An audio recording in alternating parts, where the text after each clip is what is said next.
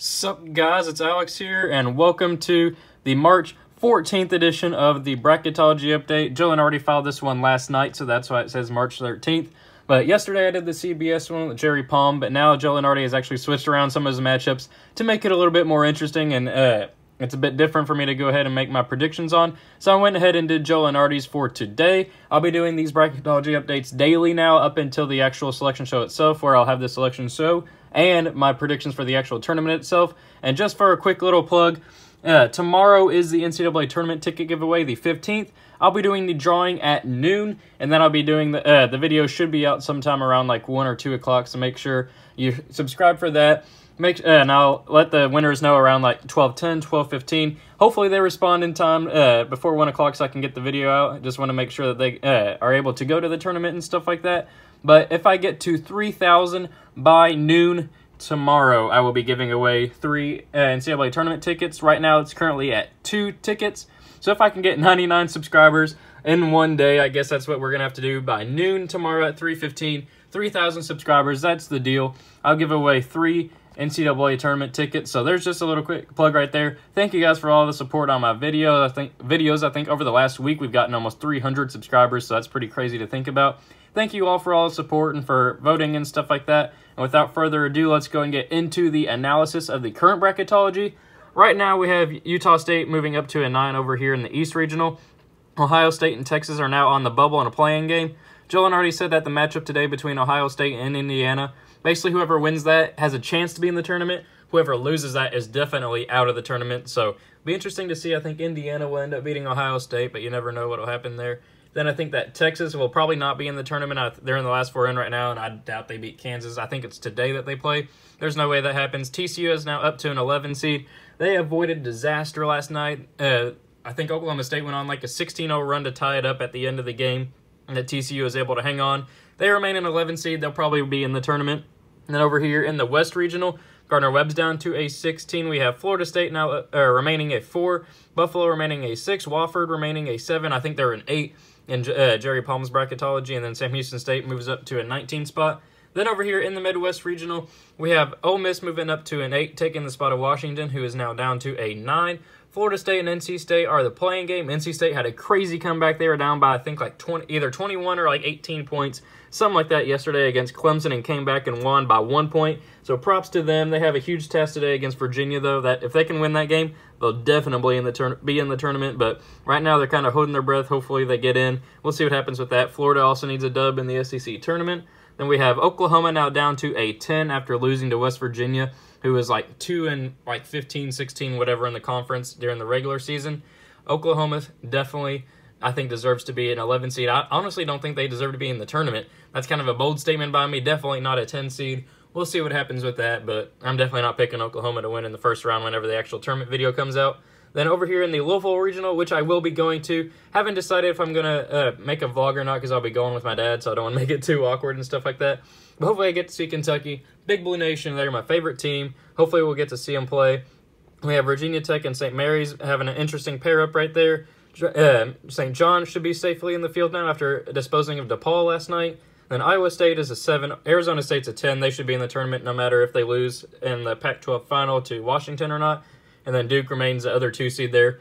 Zion will be back for the ACC tournament tonight, so it'll be interesting to see what happens with that. Now, clear my throat. There we go. Then we'll check the bubble right here.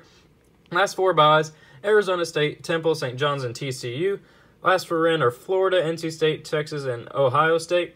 First 4 out are Indiana, who can play their way into the tournament. Clemson cannot. Creighton can still play their way into the tournament, but Belmont cannot.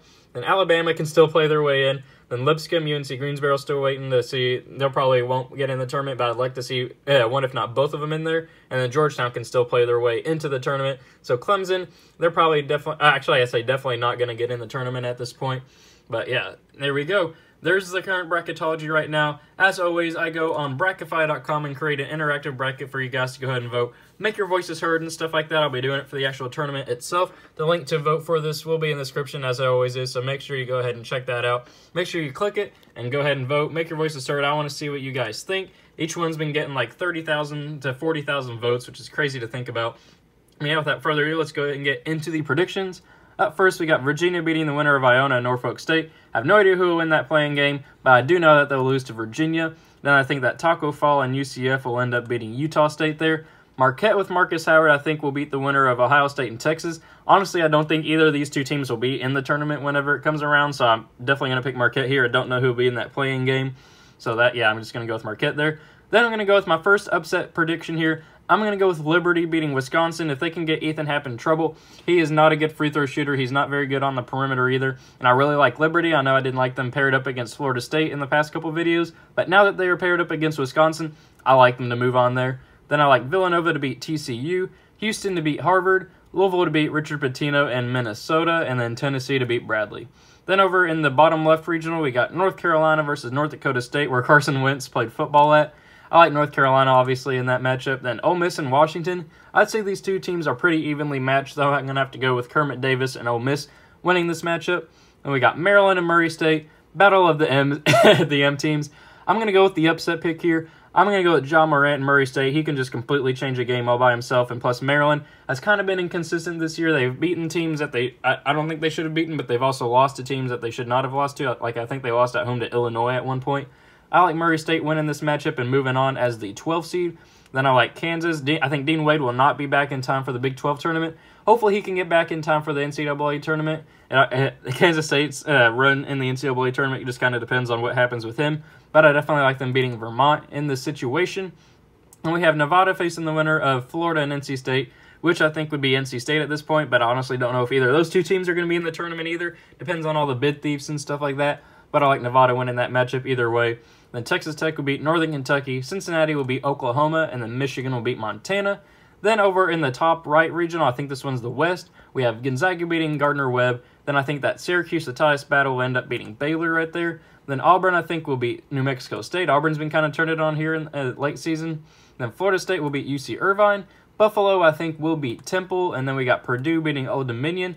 Wofford, I think, will beat Seton Hall, and then LSU will beat Sam Houston State. The LSU coach, Will Wade, is sent a letter to the LSU board of directors or whatever it is, saying that he needs to be back and coaching his team. That's kind of an interesting development. I haven't heard of a coach kind of pushing his way back in. So it'll be interesting to see what happens with that. I'm sure more news will come out this weekend about it. Then I think that Kentucky will definitely beat the winner of that playing game. VCU, I think, will beat Iowa. Then Virginia Tech will beat St. Mary's.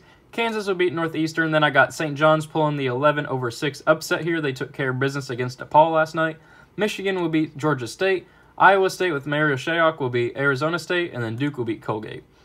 And then for a spot in the Sweet 16, we got Virginia versus UCF. I like the number 1 overall seed, Virginia, moving on there. Same with Marcus Howard and Marquette beating Liberty, though I can see Liberty moving on here as well. Houston, I think, will end up beating Villanova. I know I'm kind of going with the chalk here, but I think Houston's only lost 2 games all season long. I think that they get the victory here. Then Tennessee, I think, will be Chris Mack and the upstart Louisville. Then we got North Carolina beating Kermit Davis and Ole Miss.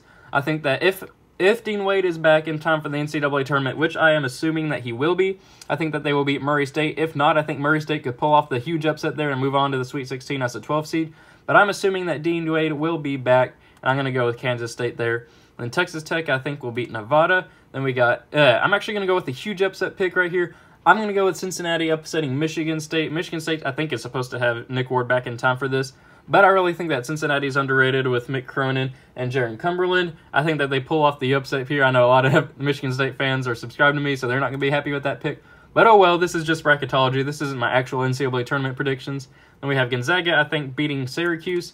Then Auburn, I think, will lose to Florida State. Then we have Purdue beating Buffalo. Then I'm going to go with another 7-2 upset pick. I'm going to go with Wofford over LSU. That's assuming that Will Wade will not be back to coach his team. These wins are probably going to get vacated anyway for LSU, so why not? Why not go with Wofford here? Then Kentucky will beat VCU. I think that Kansas will end up beating Virginia Tech. Then Michigan will beat St. John's, and Duke will beat Iowa State. And then for a spot in the Elite Eight, I'm going to go with an upset here. I'm going to go with Marquette and Marcus Howard. I know they've lost 4 in a row, and Virginia's been winning like crazy. I think their only losses on the season have been to Duke. But I'm going to go with an upset pick here. We know how Virginia is in the NCAA tournament, and I really like Marcus Howard. Then I think that Tennessee will beat Houston. North Carolina, I think, will beat Kansas State, and then Texas Tech will beat Cincinnati. Gonzaga, I think, will beat Florida State. Wofford will lose to Purdue. I like Purdue moving on there as the 3 seed. Kentucky will beat Kansas in a rematch of the game in Rupp, which Kentucky won. I think they'll win again on the neutral floor. Then I think that Duke will beat Michigan. Then fourth spot in the Final Four, we have Marquette and Tennessee. As much as I'd like to see Marcus Howard make a run to the Final Four, I don't think that happens. I think Tennessee gets the victory here. Then I know I had Texas Tech winning this matchup yesterday, but I'm going to go with North Carolina, switch it up a little bit, go with the number 1 seed. Then Gonzaga and Purdue. I'm actually going to go with an upset pick here. I'm going to go with Purdue. I think that they could win the Big Ten tournament, and if they do, I think that they do have the offensive firepower with Carson Edwards and Matt Harms and Matt Painter, who I don't think has ever gone to a Final Four. This will be the first time that he does, and I don't think Gonzaga will win this game.